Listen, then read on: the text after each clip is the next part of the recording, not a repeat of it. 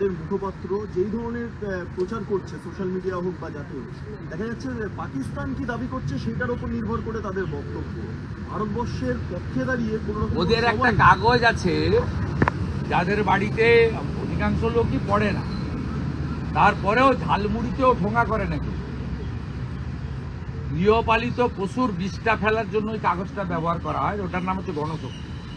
গত দুদিনের হেডলাইনটা দেখবেন, পাকিস্তান বাংলাদেশের কাগজকেও লজ্জা দেবে ওদের হেডলাইন। এরা কমপ্লিটলি, এরা এই যেদিন সিঁদুর অপারেশন হলো, সাকসেসফুল অপারেশন, মাসুদ আজহারের পুরো ফ্যামিলিকে একেবারে ভ্যানিশ করে দিল ভারতের বীর সেনারা। 100 কিলোমিটার ভিতরে ঢুকে মারল, 100 kilometre. This is first time. 1971-এও 100 কিলোমিটার ভিতরে যায়নি। সেই দিন একটা মক ড্রিলের কথা ভারত সরকার বলেছিল 7th-এ, 6 তারিখে এই মিডনাইটে অ্যাকশন হয়েছে। আপনি মক ড্রিলের ডিক্লেয়ার করার পরে সিপিএম এর ওই মালগুলো তো টিভিতে থাকে, আপনারা ডাকেন বলে, ওই চ্যাংড়াগুলো, ওদের একটা ভাটাংশ আছে, এদেরও কতগুলো আছে, পাঁচবার করে ভোটে হেরেছে। সেলিম যেমন 3 বার ভোটে হেরেছে পরপর, শতরূপ না কি একটা আছে, সেও 4-5 বার ভোটে হেরেছে। সবগুলোই হারে ভোটে, আবার যত দাঁড়াবে হারবে। এবং হারা শুধু নয়, এরা সিকিউরিটি মানিও ফেরত পায় না। এরা প্রত্যেকের Facebook account, x account, Instagram খুলে দেখুন নরেন্দ্র মোদীকে নিয়ে কি খিল্লি না করেনি এরা।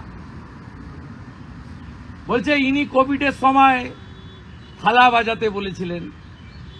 কি বাজে ভাবে 6 তারিখে ওদের পোস্টগুলো দেখুন, নোংরা ভাবে ভারতবর্ষের প্রধানমন্ত্রীকে আক্রমণ করেছে। তারপরে 7 তারিখ থেকে মুখ চুন হয়ে গেছে, মুখ বন্ধ।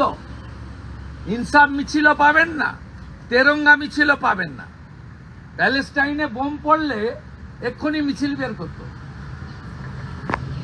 অতএব সার্জিক্যাল স্ট্রাইকটা যেমন ওখানে চলছে, 26-এ বেঙ্গলের ভিতরেও এই ভারত বিরোধী টুকরে টুকরে গ্যাংয়ের উপরে সার্জিক্যাল স্ট্রাইক করা উচিত।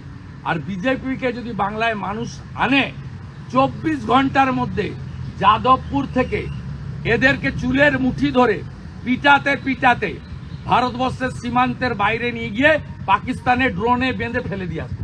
আগে বিধানসভার বাইরে শুভেন্দু অধিকারীর আবার তার কেটে গেছে। তার কেটে আরও কয়েকজন তার সঙ্গে আমার নাম করে বলছেন যে কেন আমরা ভারতের প্রধানমন্ত্রীর কয়েকদিন আগে সমালোচনা করেছি, 6 তারিখ নাকি ফেসবুকে পোস্ট করেছি প্রধানমন্ত্রীর বিরুদ্ধে। আমি এ তো শুনে ভয় পেয়ে গেলাম, ভাবলাম বোধহয় আমার ফেসবুক হ্যাক হলো কিনা। তারপরে আমি গিয়ে দেখলাম আমার ফেসবুকে প্রধানমন্ত্রীর বিরুদ্ধে বলে নয়, 6 তারিখ আমি কোনো পোস্টই করিনি। কিন্তু সেটা গুরুত্বপূর্ণ নয়। গুরুত্বপূর্ণ হচ্ছে হ্যাঁ, আমি প্রধানমন্ত্রীর বিরুদ্ধে 6 তারিখ না হলেও তার আগে পরে পোস্ট করি, ভবিষ্যতেও করব। আমি না করলেও আমার অন্যান্য কমরেডরা হয়তো 6 তারিখে করেছেন, যারা করেছেন তারা বেশ করেছেন। কারণ দেখুন শুভেন্দুবাবু, প্রধানমন্ত্রী নরেন্দ্র মোদী আপনার বাপ হতে পারেন। আপনি এখন ঠিক করেছেন, কদিন আগে বললেন যে আমরা মোদির বাচ্চা, তো আপনি মোদির বাচ্চা হতে পারেন, আমি তো মোদির বাচ্চা নই। আপনি বাপ পাল্টেছেন, আমি তো বাপ পাল্টাইনি। নরেন্দ্র মোদী আমার কাছে একটা গণতান্ত্রিক দেশের নির্বাচিত প্রধানমন্ত্রী। তাকে প্রশ্ন করা, তাকে সমালোচনা করার অধিকার আমার রয়েছে। ঠিক যেরকম এর আগে যখন ডক্টর মনমোহন সিং প্রধানমন্ত্রী ছিলেন, তাকে প্রশ্ন করা, তার সমালোচনা করার অধিকার বিজেপির তৎকালীন নেতাদের ছিল। আপনি জানবেন না, আপনি তখন ছিলেন না বিজেপিতে। তখনকার যারা বিজেপির নেতা তারা মনমোহন সিংয়ের নিন্দা করেছেন, সমালোচনা করেছেন, বেশ করেছেন। যখন বোম্বেতে টেরর অ্যাটাক হয়েছে, মনমোহন সিংয়ের ব্যর্থতাকে দায়ী করেছেন, বেশ করেছেন, করাই উচিত, আমরাও করেছি। তেমন আমরা এক্ষেত্রেও পহেলগামের ক্ষেত্রে করেছি, ভবিষ্যতেও করব। কিন্তু তার মানে এই নয় যে যেমন মমতা বন্দ্যোপাধ্যায় বলার চেষ্টা করেন যে কেউ পশ্চিমবাংলায় ওনার বিরোধিতা করছে মানে সে বাংলার বিরোধিতা করছে, সেটা ঠিক নয়। তেমন প্রধানমন্ত্রীর কেউ বিরোধিতা করছে মানে দেশের সরকারের কোনো পলিসির বা কোনো একটা জায়গায় তার ইন্টেলিজেন্সের ফেলিয়ারের বিরোধিতা করা হয়েছে বা তার সমালোচনা করা হয়েছে মানে কেউ দেশের বিরোধী হয়ে যাচ্ছে তা নয়। এবং তার সবচেয়ে বড় প্রমাণ ভারতের প্রতিটা বিরোধী দল, আমি খালি আমার কথা বলবো না বা আমার পার্টির কথা বলবো না, ভারতের প্রতিটা বিরোধী দল একযোগে তার প্রমাণ রেখেছে। পেহেলগামের ওই হামলার পরে যখন বিরোধী দলকে নিয়ে বৈঠক ডাকা হয়েছিল, সর্বদলীয় বৈঠক, আপনার প্রধানমন্ত্রী, যাকে আপনি রিসেন্টলি বাপ বানিয়েছেন, প্রধানমন্ত্রী ছিলেন না সেই সর্বদলীয় বৈঠকে। উনি বিহারে ভোটের প্রচার করছিলেন। কিন্তু আমাদের ভিডিও ভালো লাগলে লাইক ও শেয়ার করুন কমেন্ট সেকশনে গিয়ে জানান আপনাদের মতামত। আরও ভিডিও পেতে চ্যানেলকে সাবস্ক্রাইব করুন। প্রতি মুহূর্তে খবরের আপডেট পেতে প্রেস করুন বেল আইকন।